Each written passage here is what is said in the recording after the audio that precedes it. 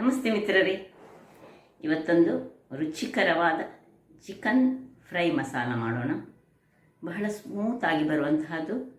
ಖಾಲಿ ಕಬಾಬ್ನ ಟೈಪ್ ಅಲ್ಲ ಇದು ಸ್ವಲ್ಪ ಒಂಚೂರು ಮಂಚೂರಿಯ ಟೈಪಲ್ಲಿ ಅಂತ ಹೇಳ್ಬೋದು. ಹೇಗೆ ನಾವು ಕಾಲಿಫ್ಲವರ್ನ ಮಂಚೂರಿ ಮಾಡ್ತೇವೆ ನೋಡಿ, ಆ ಟೈಪ್ನಲ್ಲಿ ಬರುವಂತಹದ್ದು. ಹಾಗಾದರೆ ಯಾರೆಲ್ಲ ನನ್ನ ಚಾನಲನ್ನು ನೋಡ್ತಿದ್ದೀರಿ, ಯಾರೆಲ್ಲ ಇನ್ನೂ ಸಬ್ಸ್ಕ್ರೈಬ್ ಮಾಡಿಲ್ಲ ದಯವಿಟ್ಟು ಸಬ್ಸ್ಕ್ರೈಬ್ ಮಾಡಿ ಸಪೋರ್ಟ್ ಮಾಡಿ ಅಂತ ಹೇಳುತ್ತಾ, ಮಕ್ಕಳಿಗೆ ಬಹಳ ಖುಷಿ ಕೊಡುವಂತಹ ಈ ಒಂದು ರೆಸಿಪಿ, ಈ ಚಿಕನ್ನ ರೆಸಿಪಿ ನೀವು ಖಂಡಿತವಾಗಿಯೂ ಮನೆಯಲ್ಲಿ ಮಾಡಲೇಬೇಕು. ಬನ್ನಿ ಹೇಗೆ ಮಾಡೋದೆಂದು ನೋಡೋಣ. ನಮಸ್ತೆ ಮಿತ್ರರೇ, ಇವತ್ತು ಈ ಚಿಕನನ್ನು ಬಳಸಿ 1/2 kg ಚಿಕನ್ ಉಂಟು, ಚಿಕನ್ ಫ್ರೈ ಮಸಾಲ ಮಾಡೋಣ. ಇದೊಂದು ಸ್ವಲ್ಪ ವಿಭಿನ್ನ ರೀತಿಯಲ್ಲಿ ಮಾಡುವಂತಹದ್ದು. ಇದಕ್ಕೆ ಮೊದಲಿಗೆ 1/2 kg ಚಿಕನ್ ಆದರೆ 1 ಮೊಟ್ಟೆ ಬೇಕು, ಒಂದು 4 ಸ್ಪೂನ್ನಷ್ಟು ಕಾರ್ನ್ಫ್ಲೋರ್ ಬೇಕು, ಒಂದು 2-3 ಸ್ಪೂನಿನಷ್ಟು ಮೊಸರು ಬೇಕು, ಗಟ್ಟಿ ಮೊಸರಿದ್ರೆ ಒಳ್ಳೆಯದು. ಮತ್ತು ಒಂದು ಬ್ಯಾಡ್ಗೆ ಚಿಲ್ಲಿ ಪುಡಿ, ಬ್ಯಾಡ್ಗೆ ಆಗಬೇಕು, ತುಂಬ ಖಾರದ್ದು ಬೇಡ, ನಾವು ಹದಾ ಖಾರದಲ್ಲಿ ಮಾಡ್ತಾ ಇದ್ದೇವೆ. ಒಂದು 4 ಚಮಚದಷ್ಟು ಬ್ಯಾಡಿಗೆಯ ಪೌಡರ್, 1 ಚಮಚದಷ್ಟು ಇಲ್ಲಿ ಜಿಂಜರ್ ಗಾರ್ಲಿಕ್ ಪೇಸ್ಟ್, ಇನ್ನು ಚಿಲ್ಲಿ ಫ್ಲೇಕ್ಸ್ ಬೇಕು ನೋಡಿ. ಇದು ಬ್ಯಾಡಿಗೆ ಮೆಣಸನ್ನು ಸಣ್ಣ ಸಣ್ಣ ಕಟ್ ಮಾಡಿಕೊಂಡು ಚಿಲ್ಲಿ ಫ್ಲೇಕ್ಸ್ ಮಾಡೋಣ. ಸ್ವಲ್ಪ ಇಲ್ಲಿ ವಿನಿಗರ್ ಬೇಕು, ವಿನಿಗರ್ ಇರದಿದ್ದರೆ ನಮ್ಮ ಹತ್ರ ಲಿಂಬು ಇದ್ದರೆ ಸಾಕ್ತದೆ, ಲಿಂಬು ಯೂಸ್ ಮಾಡ್ಬೋದು. ಸ್ವಲ್ಪ ಡಾರ್ಕ್ ಸೋಯಾ ಸಾಸ್ ಬೇಕು, ಮತ್ತು ಫ್ರೆಶ್ ಸ್ವಲ್ಪ ಟೊಮ್ಯಾಟೊ ಕೆಚಪ್ ಇದ್ದರೆ ನೀವು ಮನೆಯಲ್ಲಿ ಮಾಡಿದ್ದು ಸಹ ಕೆಚಪ್ ಆಗ್ಬೋದಾ, ಅಥವಾ ಹೀಗೆ ತಂದ ಕೆಚಪ್ ಸಹ ಆಗ್ತದೆ. ಇಲ್ಲಿ ಹಳದಿ ಪುಡಿ ಈಗ, ಮತ್ತು ಸ್ವಲ್ಪ ಉಪ್ಪು ಬೇಕು. ನಾವೀಗ ಮೊದಲಿಗೆ ಒಂದು ಮ್ಯಾರಿನೇಷನ್ ಮಾಡೋಣ. ಉಪ್ಪನ್ನು ಹೀಗೆ ಉಪ್ಪು ಹಾಕ್ಕೊಳ್ತಿದ್ದೇನೆ, ಸ್ವಲ್ಪ ಉಪ್ಪು ಹಾಕ್ಕೊಂಡು, ಇನ್ನು ಸ್ವಲ್ಪ ಹಳದಿಯ ಪುಡಿ,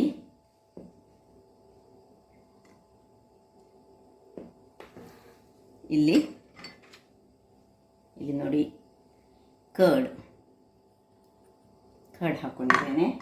ಸ್ವಲ್ಪ ಮಿಕ್ಸ್ ಮಾಡೋಣ ಹೀಗೆ. ಇದರಲ್ಲಿ ಮಾತ್ರ ಚಿಕನ್ನಲ್ಲಿ ಸ್ವಲ್ಪ ಸಹ ನಾವು ನೀರಿಲ್ಲದ ಹಾಗೆ ನೋಡಿಕೊಳ್ಬೇಕು, ಸರಿ ಸ್ಕ್ವೀಸ್ ಮಾಡಿ ನೀರಿನ ಪಶೆ ಇಲ್ಲದ ಹಾಗೆ ನೋಡಿಕೊಂಡು ಸುರಿಗೆ ಮಾಡಬೇಕು. ಸ್ವಲ್ಪ ಹೀಗೆ ಮಿಕ್ಸ್ ಮಾಡಿಕೊಂಡ ಮೇಲೆ ಇನ್ನು ಸ್ವಲ್ಪ ಲಿಂಬೆ ಹಿಂಡಿ, ನಿಮ್ಮ ಹತ್ರ ವಿನಿಗರ್ ಇರದಿದ್ದರೆ ಲಿಂಬೆ ಹಿಂಡಿಕೊಳ್ಳಿ. ಸ್ವಲ್ಪ ಒಂದು ಅರ್ಧ ಚಮಚದಷ್ಟು ವಿನಿಗರ್ ಹಾಕ್ಕೊಳ್ತಿದ್ದೇನೆ. ಇನ್ನು ಈ ಮೆಣಸಿನ ಪುಡಿ ಹಾಕೊಳ್ಳೋಣ. ಇದರಲ್ಲಿ ಸ್ವಲ್ಪ ಮೆಣಸಿನ ಪುಡಿಯ ನಂತರ ಇಲ್ಲಿ ಒಂದು 4-5 ಚಮಚಗಳಷ್ಟು ನಾವು ನೋಡಿ ಕಾರ್ನ್ಫ್ಲೋರ್,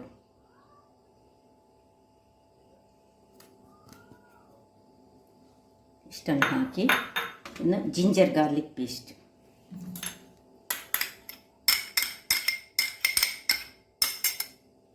ಕೊನೆಯದಾಗಿ ಒಂದು ಮೊಟ್ಟೆಯನ್ನು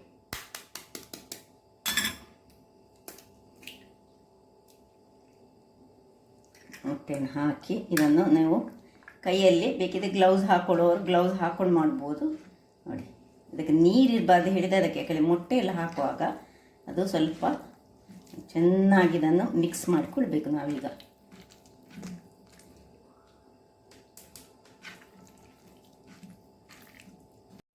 ನೋಡಿ ಚೆನ್ನಾಗಿ ಮಿಕ್ಸ್ ಆಯಿತು. ಸ್ವಲ್ಪ ನಿಮ್ಮದು ನೀರಂತ ಕಂಡ್ರೆ ಸ್ವಲ್ಪ ಕಾರ್ನ್ಫ್ಲೋರನ್ನು ಹಾಕ್ಕೊಳ್ಳಿ ಇದಕ್ಕೆ ಬೇಕಿದ್ದರೆ ನೋಡಿ. ಇದು ಕರೆಕ್ಟ್ ಉಂಟು. ಇದನ್ನೀಗ ಮಿನಿಮಮ್ ಅರ್ಧ ಗಂಟೆ ಅಥವಾ 1 ಗಂಟೆ ಸಹ ಇಟ್ಕೊಳ್ಬೋದು. ಈಗ ನಾನು ಮುಚ್ಚಳವನ್ನು ಮುಚ್ಚಿ ನಾನು ಇದನ್ನು ಮ್ಯಾರಿನೇಟ್ ಆಗಲಿಕ್ಕೆ 1 ಗಂಟೆಗಳ ಕಾಲ ಇಟ್ಕೊಳ್ತೇನೆ. 1 ಗಂಟೆಗಳ ಬಳಿಕ ನೋಡಿ ಹೀಗೆ ಆಗಿದೆ. ಈಗ ಇಲ್ಲಿ ನಾನೊಂದು ಎಣ್ಣೆಯನ್ನು ಬಿಸಿ ಆಗಲಿಕ್ಕೆ ಇಟ್ಕೊಂಡಿದ್ದೇನೆ. ಅದರ ಮೊದಲು ಇಲ್ಲಿ ಒಂದು 5-6 ಬೆಳ್ಳುಳ್ಳಿಯನ್ನು ಸಿಪ್ಪೆ ತೆಗೆದು ಸಣ್ಣದಾಗಿ ಹೆಚ್ಚಿಟ್ಕೊಂಡಿದ್ದೇನೆ. ಒಂದು ನೀರುಳ್ಳಿಯನ್ನು ಹೆಚ್ಚಿಟ್ಟುಕೊಂಡಿದ್ದೇನೆ. ಇನ್ನೀಗ ಇಲ್ಲಿ ನೋಡಿ ಈ ಮೆಣಸು, ಸ್ವಲ್ಪ ನಮ್ಮ ಹತ್ರ ಚಿಲ್ಲಿ ಫ್ಲೇಕ್ಸ್ ಎಲ್ಲ ನಾವು ತಂದುಕೊಂಡು ಇಟ್ಟುಕೊಳ್ಳೋದಿಲ್ಲಲ್ಲ, ಹಾಗಾಗಿ ಇದೇ ಚಿಲ್ಲಿ ಫ್ಲೇಕ್ಸ್ ಮಾಡ್ಕೊಳ್ಳೋಣ. ನಾವು ಒಂದು 2-3 ಬ್ಯಾಡ್ಗೆ ಮೆಣಸನ್ನು ಹೀಗೆ ಕಟ್ ಮಾಡಿಕೊಂಡು ಇದನ್ನು ಪೌಡರ್ ಮಾಡಿ ಸಣ್ಣ ಕೋಸ್ಟ್ಲಿ ಗ್ರೈಂಡ್ ಮಾಡುವ, ಆಗ ಅದು ಚಿಲ್ಲಿ ಫ್ಲೇಕ್ಸೇ ಆಗ್ತದೆ ನಮಗೆ. ಸೊ ಚಿಲ್ಲಿ ಫ್ಲೇಕ್ಸ್ ತಂದಿಟ್ಟರೆ ಏನಾಗ್ತದೆ ಹೇಳಿದರೆ ಅದು ಬೇಗ ಬೂಸ್ಟ್ ಬರೋದು, ಅದನ್ನು ಸರಿಯಾಗಿ ನಮ್ಮ ಈ ಕರಾವಳಿಯಲ್ಲಿ ಪಕ್ಕ ಹಾಳಾಗೋದು. ಈಗ ಇದನ್ನೊಂದು ಜಸ್ಟ್ ಒಂದು ಗ್ರೈಂಡ್ ಮಾಡಿ ತರ್ತೀನಿ ಕೋಸ್ಟ್ಲಿ. ಓಕೆ, ಇಲ್ಲಿ ನೋಡಿ ಇದು ಪೌಡರ್ ಆಗಿ ಬಂತು. ಇದನ್ನು ನಾನೊಂದು ಬೇರೆ ಶಿಫ್ಟ್ ಮಾಡ್ಕೊಳ್ತೀನಿ ಒಂದು ಪಾತ್ರೆಗೆ. ಇದನ್ನು ಹಾಕಿಟ್ಕೊಳ್ಳೋಣ ಸೈಡಲ್ಲಿ ಇಟ್ಕೊಂಡು. ಇಲ್ಲೀಗ ಎಣ್ಣೆ ಬಿಸಿ ಆಯಿತು. ಇಲ್ಲಿ ನೋಡಿ, ಈಗ ಒಂದೊಂದೇ ಇದನ್ನು ತುಂಬ ಬಿಸಿ ಆಗಬಾರ್ದು ಎಣ್ಣೆ ನೋಡಿ. ಸೊ ತುಂಬ ಬಿಸಿ ಆದರೆ ಹೊರಗೆ ಮಾತ್ರ ಕರಗ್ತದೆ, ಅದಕ್ಕೆ ಜಾಸ್ತಿ ಬಿಸಿ ಆಗದ ಹಾಗೆ ಹದಾ ಬಿಸಿ ಆಗುವಾಗ ಈಗ ಒಂದೊಂದಾಗಿ ಹೀಗೆ ಇದನ್ನು ಕಾಯಿಸ್ಕೊಳ್ಳೋಣ. ಅದಕ್ಕೆ ಪೀಸನ್ನು ತುಂಬ ದೊಡ್ಡದು ಮಾಡ್ಕೊಳ್ಬಾರ್ದು, ಹದಾ ಪೀಸ್ನಲ್ಲಿ ನಾವು ಇದನ್ನು ಕಾಯಿಸ್ಕೊಳ್ಬೇಕು ನೋಡಿ. ಅದೊಂದು ಅದರದ್ದು ಕವರ್ ಬಿಟ್ಟುಕೊಳ್ಳೋದಿಲ್ಲ, ನಿಮಗೆ ಕಾಣ್ಬೋದು ಈಗ. ಆದರೆ ಕೂಡಲೇ ಇದು ಹಾಕ್ಕೊಳ್ಬಾರ್ದು, ನಾವು ಸೌಟ್ ಆಗಲಿ ಏನು ಸುರಿಗೆ ಹಾಕ್ಕೊಳ್ಬಾರ್ದು. ಇದರಲ್ಲಿ ಒಂದೊಂದು 4-5 ಪೀಸ್ ಕಾಯಿಸ್ಲಿಕ್ಕೆ ಆಗ್ತದೆ. ದೊಡ್ಡದು ಬಾಣಲೆ ಆದರೆ ತುಂಬ ಪೀಸಸ್ ಕಾಯಿಸ್ಕೊಳ್ಬೋದು. ಸೊ ಎಷ್ಟು ಪೀಸ್ ಆಗ್ತದೆ ಅಷ್ಟು ಪೀಸ್ ಕಾಯಿಸಿ ಮತ್ತೆ ಉಳಿದದನ್ನು ಮತ್ತೆ ಕಾಯಿಸ್ಕೊಳ್ಳೋಣ. ವೀಕ್ಷಕರೇ, ಇಲ್ಲಿ ನೋಡಿ, ಈಗ ಸ್ವಲ್ಪ ಕಾದ ಮೇಲೆ ನಾವು ಇದನ್ನು ನೋಡಿ ತಿರುಗಿಸಿ ಒಂದು ಚೂರು ಇಲ್ಲಿ ಇದರದ್ದು ಕೋಟ್ ನೋಡಿ ಏನು ಬಿಟ್ಟುಕೊಳ್ಳಿಲ್ಲ. ಸೊ ನಿಧಾನಕ್ಕೆ ಇದನ್ನು ಒಂದೊಂದಾಗಿ ಹೀಗೆ ತಿರುವಿ ಹಾಕ್ಕೊಳ್ಳೋಣ. ಬಟ್ ಉರಿ ಮಾತ್ರ ತುಂಬ ದೊಡ್ಡದು ಮಾಡಿದರೆ ಕರೆಕ್ಟ್ ಹೋಗ್ತದೆ. ಅದರಿಂದಾಗಿ ನಾವು ಹದಾ ಉರಿಯಲ್ಲಿ ಇದನ್ನು ನಿಧಾನಕ್ಕೆ ಕಾಯಿಸ್ಕೊಳ್ಳೋಣ ನೋಡಿ. ಹೀಗೆ ತಿರುವಿ ಹಾಕಿದ ಮೇಲೆ ಪುನಃ ಒಂದು 5 ನಿಮಿಷಗಳ ಕಾಲ ಹದಾ ಉರಿಯಲ್ಲಿ, ಇಲ್ಲದಿದ್ದರೆ ಅದು ಕಾಯುವುದಿಲ್ಲ. ವೀಕ್ಷಕರೇ, ಇಲ್ಲಿ ನೋಡಿ, ಇನ್ನೊಮ್ಮೆ ಸ್ವಲ್ಪ ತಿರುವಿ ಹಾಕೊಳ್ಳಿ. ಇನ್ನು ಸ್ವಲ್ಪ ತಿರುಗಿಸ್ಕೊಳ್ಬೋದು ನಾವು ನೋಡಿ. ಏನು ಒಂದು ಚೂರು ಈಗ ಇದು ಈ ಕೋಳಿ ಹೇಗೆ ಆಗ್ತದೆ ಹೇಳಿ, ಇವಾಗ ತಿನ್ನುವಾಗ ಎಷ್ಟು ಜ್ಯೂಸಿ ಆಗಿರ್ತದೆ ಹೇಳಿದರೆ, ಅದಕ್ಕೆ ಹಾಕಿದ ಕೋಟಿಂಗ್ಸ್ ಎಲ್ಲ ಉಂಟಲ್ಲ, ಅದು ಅಷ್ಟು ಚೆನ್ನಾಗಿ ರುಚಿಕರವಾಗಿ ಬರ್ತದೆ. ಬೇರೆ ಏನು ನಾವು ಎಕ್ಸ್ಟ್ರಾ ಹಾಕಲಿಲ್ಲ, ನೀವು ನೋಡಿರುವಿರಿ ನೋಡಿ. ಇಷ್ಟ ಆಗುವಾಗ ನಾವು ಇದನ್ನು ಇದೀಗ ಬೆಂದಿದ್ದರೆ ಇದನ್ನು ತೆಗೆಯುವ ಮೊದಲು ನಾವು ಒಂದು ಕರಿಬೇವಿನ ಸೊಪ್ಪನ್ನು ಇದಕ್ಕೆ ಒಂದು ಚೂರೊಂದು ಇಡಿಯಲ್ಲಿ ಹಾಕ್ಕೊಳ್ಳೋಣ. ಇದರಲ್ಲಿ ಇರಲಿ ಕರಿಬೇವಿನ ಸೊಪ್ಪು.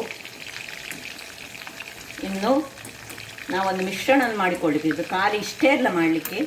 ಇಷ್ಟ ಆದ ಕೂಡಲೇ ವಿಡಿಯೋ ಆಫ್ ಮಾಡಿಕೊಳ್ಬೇಡಿ. ಇದು ಮಾತ್ರ ಅಲ್ಲ, ಈಗ ನಾವು ಈ ಒಂದು ಟೊಮೆಟೊ ಕೆಚಪ್ ಮತ್ತು ಸೋಯಾ ಸಾಸ್, ಅಥವಾ ನೀವು ಸೋಯಾ ಸಾಸ್ ನೀವು ಯೂಸ್ ಮಾಡೋದಿಲ್ಲ ಅದಾದರೆ ಹುಳಿಯನ್ನು ಒಂದು ಯೂಸ್ ಮಾಡಿ ಇದಕ್ಕೊಂದು ಬೇರೆ ಒಂದು ಸಾಸ್ ಟೈಪಲ್ಲಿ ಮಾಡಲಿಕ್ಕುಂಟು. ನಾವು ಅದರಲ್ಲಿ ಅದರ ರುಚಿ ಬರುವುದು ನೋಡಿ. ಆಯಿತು, ಇಷ್ಟೊಂದೀಗ ಇದು ತೆಗೆದುಕೊಳ್ತಿದ್ದೇನೆ. ಕರಿಬೇವಿನ ಸೊಪ್ಪು ಸ್ವಲ್ಪ ಕ್ರಂಚಿ ಆಗಲಿ, ಅದ ಕೂಡ ತೆಗೆದುಕೊಳ್ಳೋಣ. ಸ್ವಲ್ಪ ಈಗ ಉರಿಯನ್ನು ನಾನು ಸ್ವಲ್ಪ ದೊಡ್ಡದು ಮಾಡಿಕೊಂಡೆ. ಈಗ ಇಲ್ಲಿ ಸ್ವಲ್ಪ ಉರಿಯನ್ನು ನಾನು ದೊಡ್ಡದು ಮಾಡಿಕೊಂಡೆ. ಇದು ಕ್ರಂಚಿ ಆಗ್ತಾ ಬಂತು ನೋಡಿ. ಈಗ ಇದನ್ನು ಒಂದೊಂದಾಗಿ ನಿಧಾನಕ್ಕೆ ತೆಗೆದುಕೊಳ್ಳೋಣ.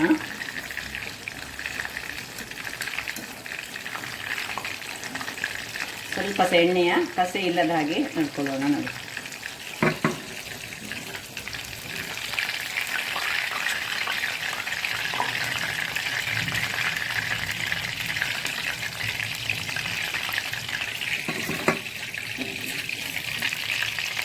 ಈಗ ಇದರಲ್ಲಿ ಪುನಃ ಸ್ವಲ್ಪ ಉರಿಯನ್ನು ಸ್ವಲ್ಪ ದೊಡ್ಡದು ಮಾಡಿಕೊಂಡು ಪುನಃ ಉಳಿದದನ್ನು ನಾನು ಹೀಗೆ ಕಾಯಿಸ್ಕೊಳ್ತೇನೆ. ಒಳ್ಳೆ ನೋಡಿ, ಕವರನ್ನು ಹೀಗೆ ಚೆನ್ನಾಗಿ ಕವರ್ ಮಾಡಿಕೊಂಡು ಹೀಗೆ ಕಾಯಿಸ್ಕೊಳ್ಬೇಕು.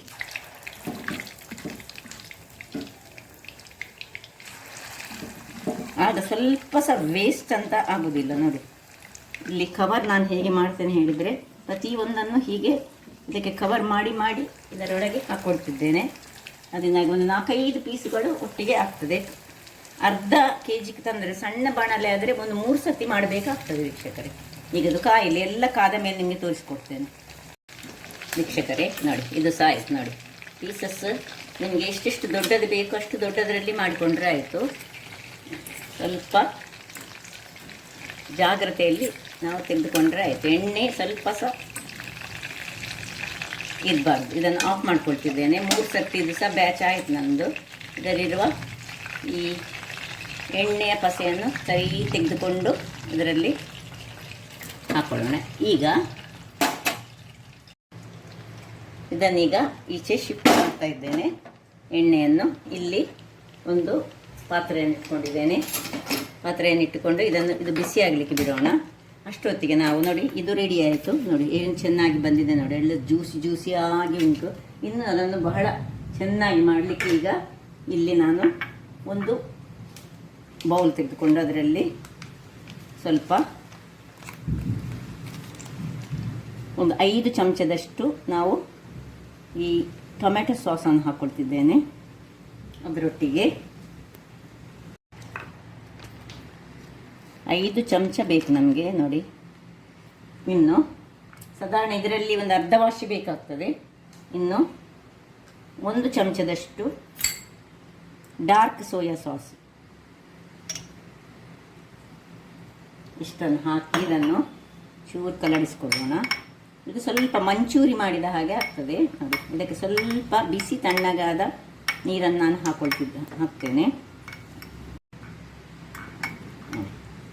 ಬಿಸಿ ತಣ್ಣಗಾದ ನೀರು ಹಾಕಿ ಇದನ್ನೊಂದು ಸಾಧಾರಣ ತುಂಬ ತೆಳು ಮಾಡಬಾರ್ದು, ಅದಾದಲ್ಲಿ ಇರಬೇಕು ನೋಡಿ. ಇಷ್ಟು ದಪ್ಪದಲ್ಲಿ ಇರಬೇಕು ಚೂರು. ಇನ್ನೀಗ ಇದು ಬಿಸಿ ಆಯಿತು ಇಲ್ಲಿ ನೋಡಿ. ಇನ್ನು ಇದಕ್ಕೆ ಏನು ನಾವು ಎಣ್ಣೆ ನೋಡಿ, ಎಣ್ಣೆಯಲ್ಲಿ ಕದ್ದಿದ್ದೇವೆ ಇಲ್ಲಿ ಉಂಟು ನೋಡಿ. ಇದೇ ಎಣ್ಣೆಯನ್ನು ನಾನೀಗ ಸ್ವಲ್ಪ ತೆಗೆದುಕೊಂಡು ಇದೇ ಎಣ್ಣೆಯನ್ನು ಯೂಸ್ ಮಾಡ್ತಿದ್ದೇನೆ ನೋಡಿ. ಒಂದು 4-5 ಚಮಚದಷ್ಟು ಎಣ್ಣೆಯನ್ನು ಹಾಕೊಂಡಿದ್ದೇನೆ. ಅದೇ ಎಣ್ಣೆಯನ್ನು, ಅದು ನಾನು ತೆಂಗಿನ ಎಣ್ಣೆಯನ್ನು ಬಳಸಿದ್ದು. ನೀವು ಯಾವ ಎಣ್ಣೆಯನ್ನು ಸಹ ಬಳಸ್ಕೊಳ್ಬೋದು. ಈಗ ಇದಕ್ಕೆ ಒಂದು 5-6 ಬೆಳ್ಳುಳ್ಳಿಯನ್ನು ಸಣ್ಣದಾಗಿ ಹೆಚ್ಚಿಟ್ಟುಕೊಂಡ ಬೆಳ್ಳುಳ್ಳಿಯನ್ನು ಹಾಕ್ಕೊಳ್ತಿದ್ದೇನೆ. ಬೆಳ್ಳುಳ್ಳಿಯನ್ನು ಸ್ವಲ್ಪ ಅದು ಒಳ್ಳೆ ಫ್ರೈ ಆಗಬೇಕು. ಸ್ವಲ್ಪ ಕಂದು ಕಲರಿಗೆ ಬರಲಿ. ಸ್ವಲ್ಪ ನೋಡಿ ಇಷ್ಟು ಬ್ರೌನ್ ಕಲರ್ಗೆ ಬರಬೇಕು. ಅಷ್ಟಾಗುವಾಗ ನೀರುಳ್ಳಿಯನ್ನು ಹಾಕ್ಕೊಳ್ತಿದ್ದೇನೆ.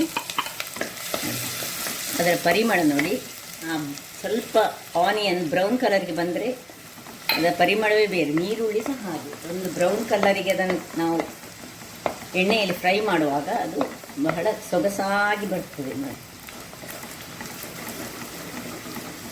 ಇದು ಸಹ ಹಾಗೆ ಒಳ್ಳೆ ಫ್ರೈ ಆಗಬೇಕು.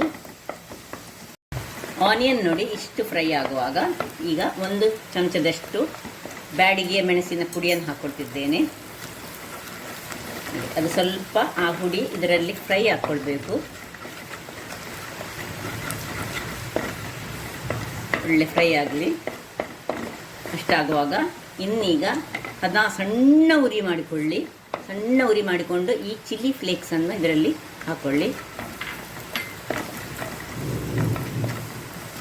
ಚಿಲ್ಲಿ ಫ್ಲೇಕ್ಸನ್ನು ಹಾಕಿ ಸ್ವಲ್ಪ ಅದು ಒಳ್ಳೆ ಫ್ರೈ ಆಗಬೇಕು. ಸಣ್ಣ ಉರಿ ಇರಬೇಕು, ಯಾಕಂದರೆ ದೊಡ್ಡ ಉರಿಯಲ್ಲಿ ಹಾಕಿದರೆ ಕರಟೆ ಹೋಗ್ತದೆ. ಅದರಿಂದಾಗಿ ಇಲ್ಲಿ ವೆರಿ ಇಂಪಾರ್ಟೆಂಟ್ ಹೇಳಿದರೆ ಸಣ್ಣ ಉರಿ. ಇನ್ನು ಅದು ಫ್ರೈ ಆಗುವಾಗ ಏನು ನಾವು ಮಿಶ್ರಣ, ಇದು ಟೊಮ್ಯಾಟೊ ಸಾಸ್ ಮತ್ತು ಸೋಯಾ ಸಾಸಿನ ಮಿಶ್ರಣವನ್ನು ಹಾಕ್ಕೊಂಡು ಉರಿ ತುಂಬವೇ ಸಣ್ಣದಿರಬೇಕು.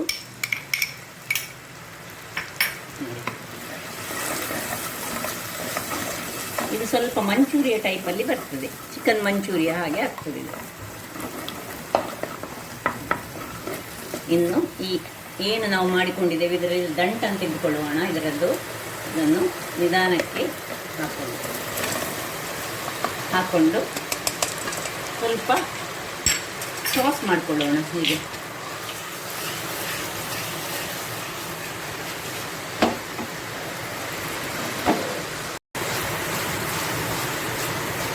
ಉರಿ ತುಂಬ ಸಣ್ಣದಿರಬೇಕು, ಉರಿನ ಹೆಚ್ಚಾಗಬಾರ್ದು. ಆಯಿತು, ಸಾಕು, ಆಫ್ ಮಾಡಿಕೊಳ್ಳೋಣ.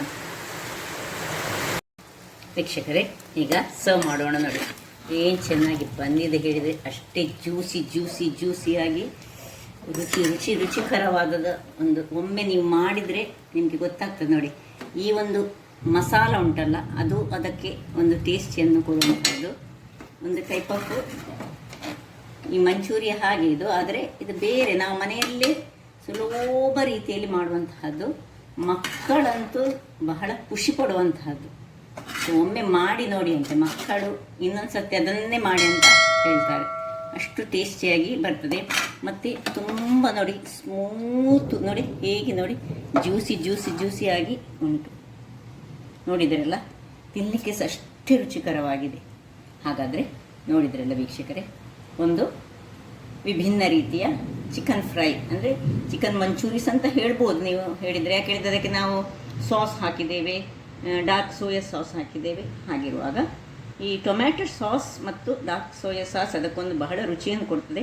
ಅದು ಇರದಿದ್ದರೆ, ಸೋಯಾ ಸಾಸ್ ನಿಮ್ಮ ಹತ್ರ ಇರದಿದ್ದರೆ ನೀವು ಲಿಂಬೆ ಹುಳಿಯನ್ನು ಸಹ ಯೂಸ್ ಮಾಡ್ಕೊಂಡು ಮಾಡ್ಬೋದು. ಖಾಲಿ ಈ ಟೊಮ್ಯಾಟೊ ಕೆಚಪ್ಪನ್ನು ಹಾಕಿದರೆ ಸಾಕಾಗ್ತದೆ. ಹಾಗಾದರೆ ನನ್ನ ಈ ಕುಕಿಂಗ್ ಚಾನಲ್ ನಿಮಗೆ ಇಷ್ಟ ಆದರೆ ಬೋಳೂರು ಸುವರ್ಣ ಚಾನಲನ್ನು ಲೈಕ್ ಮಾಡಿ, ಶೇರ್ ಮಾಡಿ ಹಾಗೂ ಸಬ್ಸ್ಕ್ರೈಬ್ ಮಾಡಿ ಹಾಗೂ ನನ್ನ ಇನ್ಸ್ಟಾಗ್ರಾಮ್ ಪೇಜನ್ನು ಫಾಲೋ ಮಾಡಿ. ಧನ್ಯವಾದಗಳು.